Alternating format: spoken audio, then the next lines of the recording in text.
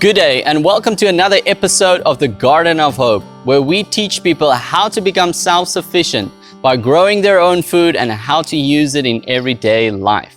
Well, in today's video, we're going to look at pepper plants and how you can grow pepper plants in your home garden.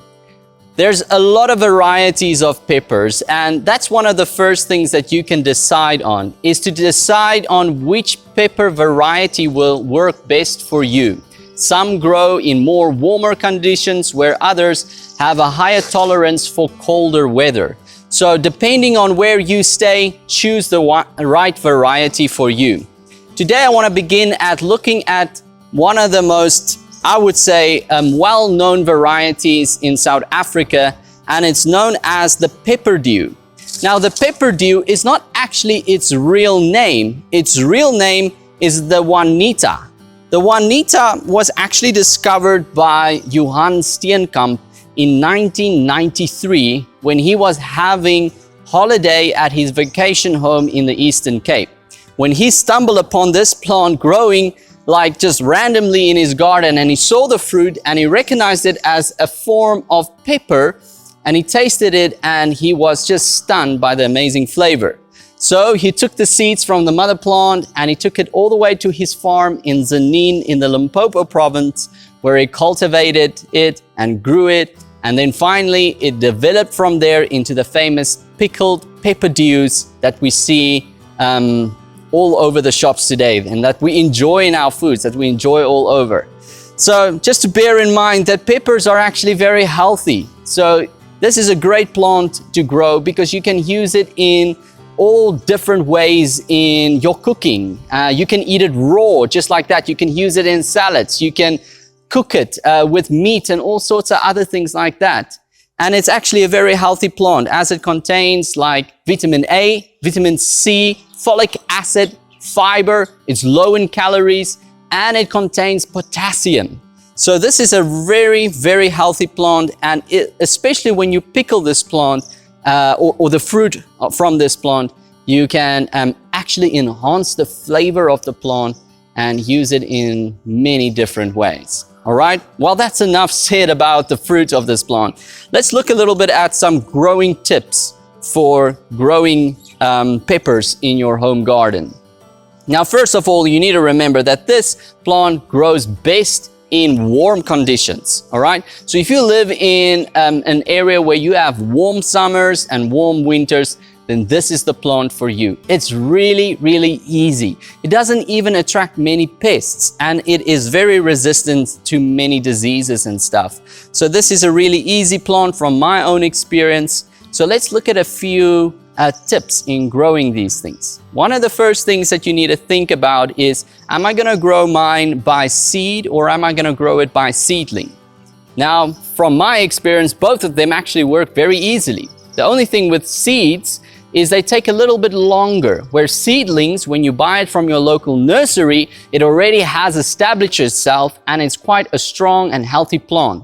So the chances that it's going to survive and grow into a big healthy plant is much higher than with growing it from seed.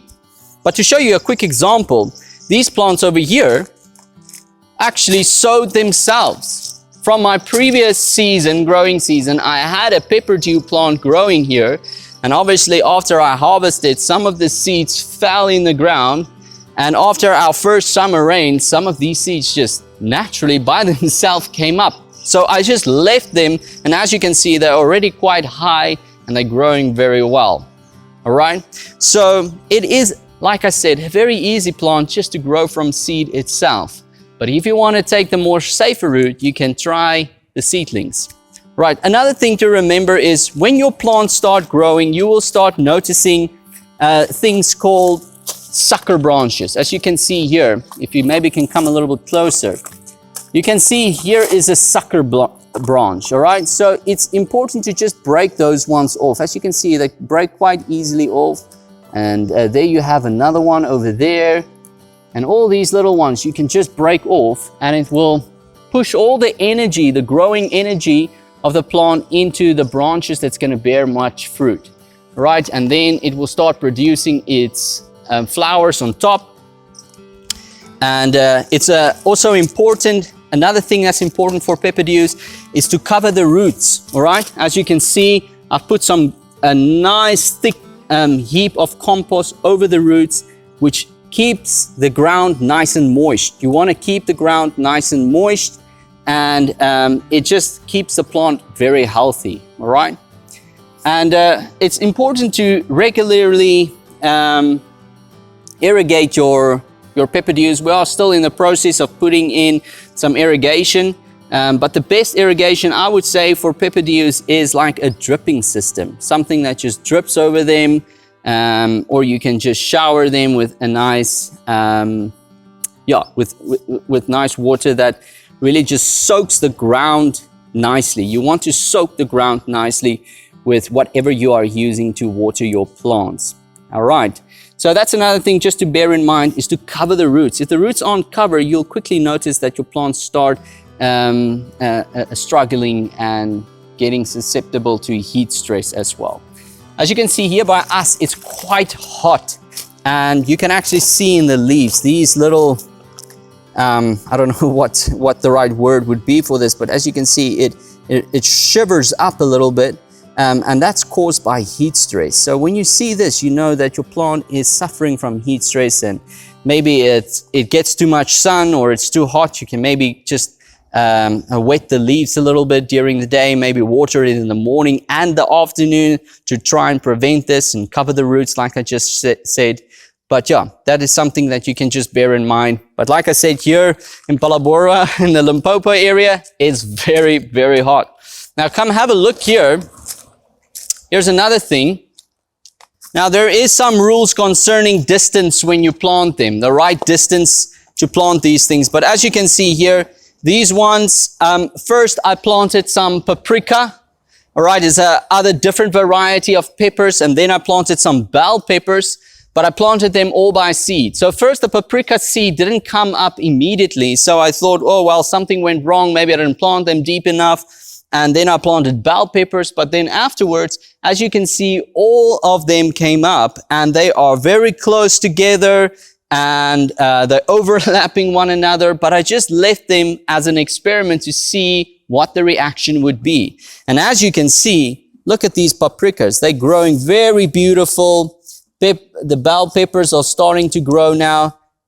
So they're surviving and they're doing very well. So you can bear that in mind, and I think it actually helps to protect them from the sun and also from the water evaporating from the soil itself. Now, if you come and look here, you'll see that I've got some seedlings here. So these ones I distance a little bit further away from each other, just so that I have a bunch of peppers that are growing at the right distance. So that's something that you can experiment with in your own garden, but think about where you grow, where you live and where you're going to grow your peppers, because as you can see, they grow quite fine close together. So that's a few things that you can bear in mind as you grow your peppers. Like I said, they're very easy to grow, and enjoy growing your peppers and enjoy them in your food. And please share in the comment box what you have learned and some tips that you have. So be blessed and enjoy.